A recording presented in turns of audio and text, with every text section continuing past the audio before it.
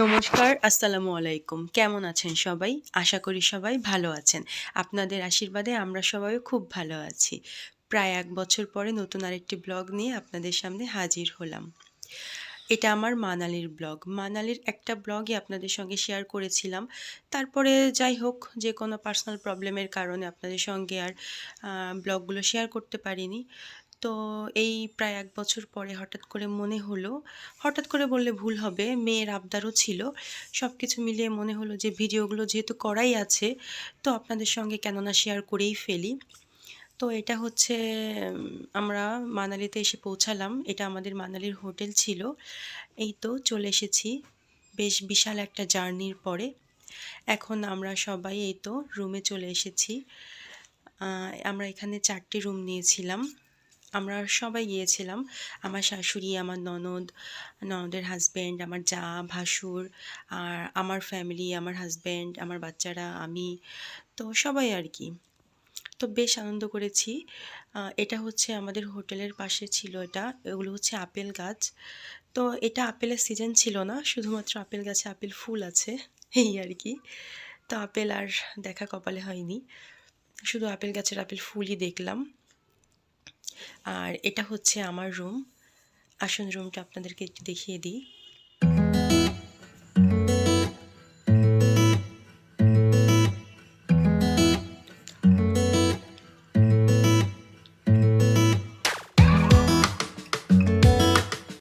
রুমটা বেশ বড় ছিল এবং বেশ গোছানো। আমার খুব পছন্দ হয়েছে। খুবই ভালো লেগেছে রুমটা। এটা ছিল ওয়াশরুম। আর এখানে আমাদের কিছু ব্যাগ ট্যাগ রেখে দিয়েছি। আর আমার হাসব্যান্ড, বাচ্চারা সবাই ঘুমাচ্ছে। আর আমি এই সময়ে শাওয়ার নিয়ে ভাবলাম এখন সুযোগ আছে, আপনাদের সঙ্গে একটু ভিডিওটা করেই ফেলি। তো সবাই ঘুমোচ্ছিল, কারণ সারা রাত জার্নি করে এসেছে, সবাই খুব টায়ার্ড। সবাই ঘুমাচ্ছিল আর আমি সময়টা নষ্ট করতে চাইনি। আমি ভিডিওটা করে ফেলেছি। এই যে দেখুন, আমার ২ মেয়ে, হাসব্যান্ড, ওরা ঘুমোচ্ছে। আমিও বেশ টায়ার্ড ছিলাম। তারপরও যেহেতু নতুন একটা জায়গায় এসেছি, বেশ উৎসাহ কাজ করছিল ভিতরে। এজন্য আমি আর ঘুমোইনি। আমি ভাবলাম না, একটু ভিডিও করেই ফেলি। এটা ছিল আমাদের রুম। রুমের সামনের ভিউটাও সেই ছিল। খুবই ভালো লেগেছে আমার।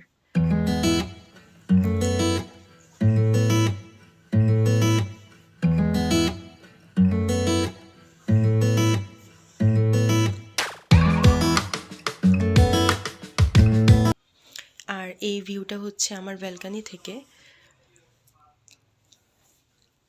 চলুন যাই আপনাদেরকে ব্যালকনিতে নিয়ে। এই দেখুন, ওয়াও! কি দারুণ, তাই না?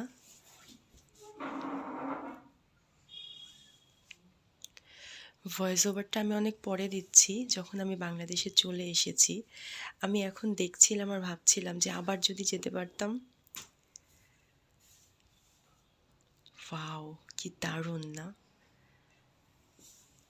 আমি কি বলবো, আমি মানালিতে গিয়ে মানে পুরোপুরি আমি মানালির প্রেমে পড়ে গিয়েছি। আর এখন আমরা দুপুরে বের হয়ে পড়েছি যে কিছু জায়গায় ঘুরবো এবং দুপুরে আমরা লাঞ্চ করব। এই তো বেরিয়ে গেছি, সবাই মিলে হাঁটছি রাস্তা দিয়ে। রাস্তার দুপাশ দিয়ে মার্কেট। আর আপনারা যারা এই যে রাস্তাটা দেখছেন, এটা কিন্তু একটা পাহাড়। মানে পাহাড় দিয়েই মানে পাহাড়ের ভেতর দিয়ে কেটে কেটে রাস্তা তৈরি করেছে। এটা মানে কিন্তু হাঁটতে হাঁটতে মনে হচ্ছে যে হয়তো সোজা রাস্তা, কিন্তু আসলে কিন্তু না। এভাবে হাঁটতে হাঁটতেই মানে একদম উঁচু পাহাড়ে উঠে যাই আমরা।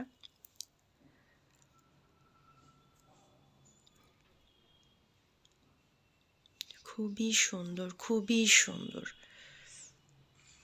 দেখুন, পাহাড় আর পাহাড়, বরফ, নদী, ঝর্ণা, মানে যেদিকেই তাকাই যেন চোখ জুড়িয়ে যায়, চোখ সরাতেই পারি না।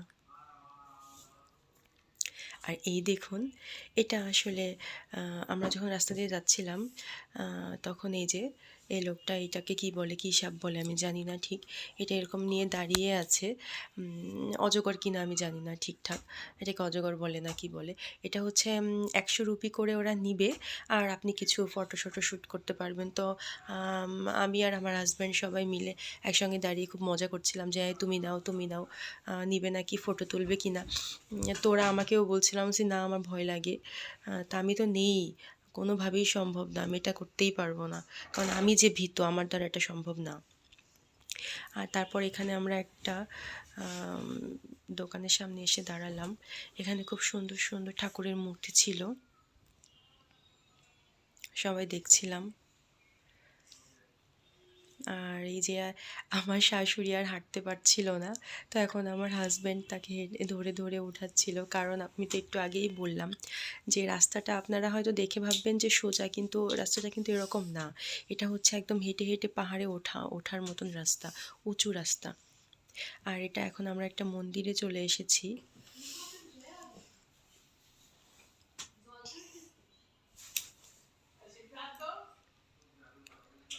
অনেক ভিড় ছিল, তো এইভাবে আমরা সিরিয়ালে যাচ্ছিলাম মন্দিরের ভেতরে।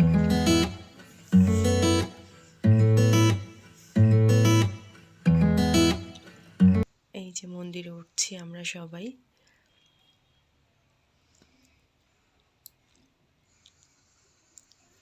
খুবই ভালো লাগলো। আসলে মন্দিরেটা কী ঠাকুর আমি ঠিক বলতে পারবো না, কিন্তু যাই হোক ঠাকুর তো ঠাকুরই, তাই না? তো খুবই ভালো লেগেছে। এখানে আমরা সবাই ঠাকুরকে প্রণাম করলাম, প্রণাম করে আশীর্বাদ নিয়ে এখন আবার আমরা এখান থেকে বেরিয়ে পড়ব অন্য জায়গায় যাওয়ার উদ্দেশ্যে। কারণ যেহেতু ঘুরতে এসেছি, শুধু শুধু বসে থেকে সময় নষ্ট করা তো যাবে না। আর এখন আমরা দুটো মন্দির ঘোরার পরে এখন চলে এসেছি লাঞ্চ করতে। সবার বেশ খিদে পেয়ে গেছে, ভরপেট খেয়ে নিলাম এখান থেকে।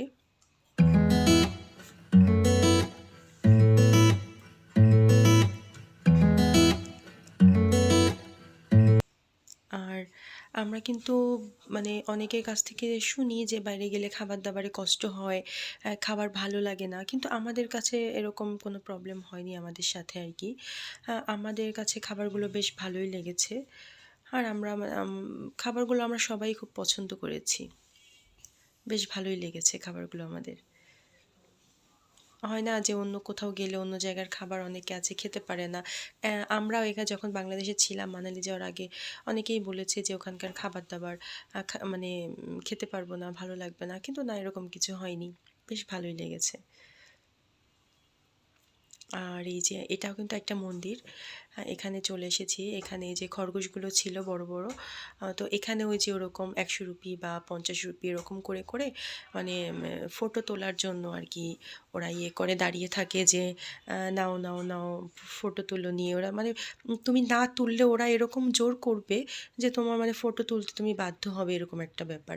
তো এখানে আমার ২ মেয়ে খুবই বায়না করছিল যে হ্যাঁ ধরবে, ছবি তুলবে, কিন্তু আবার যখন আমরা রাজি হলাম যে ঠিক আছে তোমরা ঠিক আছে ফটো তোলো, এখন আবার ভয় পাচ্ছে।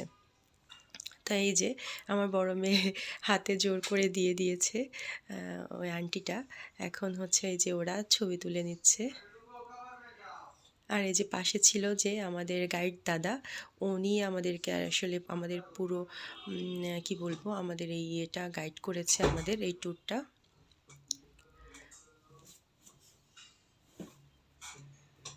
আর এই যে আমার ছোট মেয়ে বেশ খুশি না, খরগোশটাকে নিয়ে দাঁড়িয়ে আছে দেখুন। ভালো লাগছে তাই না?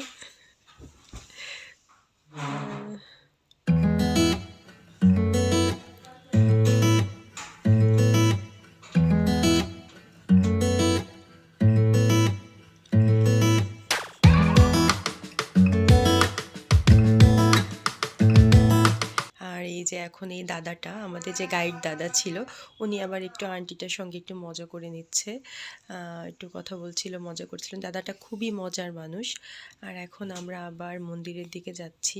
এখানে আসলে অনেক ইয়ে থাকে, কেউ এসে এখানে ওই এখানে যে কি বলে ওটাকে, মহিষ বলে না কি বলে আমি ঠিক জানি না ওটাকে, ওটা ওটা নিয়ে থাকে, ওটার পিঠে অনেকে উঠে ঘুরে, ওটা নিয়ে থাকে অনেকে। এখানকার যে মানালির ড্রেসগুলো, ওটা নিয়ে বসে থাকে, ওটা পরে পরে সবাই ছবি তুলে।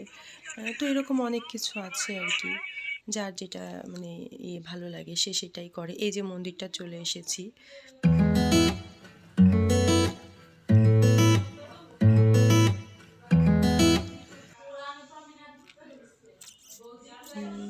আসলে মন্দিরের ভেতরে তো ঢোকা যায় না আসলে, তো আমি মন্দিরের ভেতরের ভিডিওটা করতেও পারিনি। আর তারপরে আমরা ওখানে কিছু ফটো টটো তুলেছি ওই মানালির ড্রেস পরে। ওখানকার যে ড্রেসগুলো হয়, ট্রেডিশনাল ড্রেস হয়, ওটা পরে আমরা ফটো টটো তুলেছি, বাট ওটা আমার স্কিপ হয়ে গেছে, ওটা আপনাদের সঙ্গে শেয়ার করতে পারলাম না। তো এখন চলে এসেছি আমরা, এটাকে বলে হচ্ছে মানালি মল, এই জায়গাটাকে বলে। তো এখন প্রায় রাত হয়ে গেছে, প্রায় 7টা-8টার মতন বাজে। এখন আমরা মানালি মলে চলে এসেছি।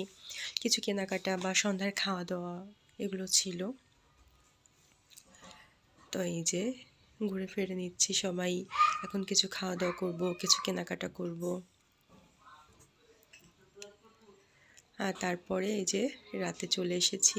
আর বেশি কিছু ভিডিও করা হয়নি। এখন হোটেলে চলে এসেছি। আর হোটেলে এসে আমি বারান্দায় এসে দাঁড়িয়ে এই ভিউটা নিলাম। তো ভাবলাম রাতের এই ভিউটা আপনাদের সঙ্গে শেয়ার না করলেই নয়, কারণ আমার এত ভালো লেগেছে অন্ধকারের মাঝে ছোটো ছোটো ছোটো ছোটো লাইট, এত সুন্দর লাগছিল, খুবই ভালো লাগছিল। তো আজকের ব্লগটা আমি এখানেই শেষ করব। সবাই সুস্থ থাকবেন, ভালো থাকবেন, আর আমার জন্য আশীর্বাদ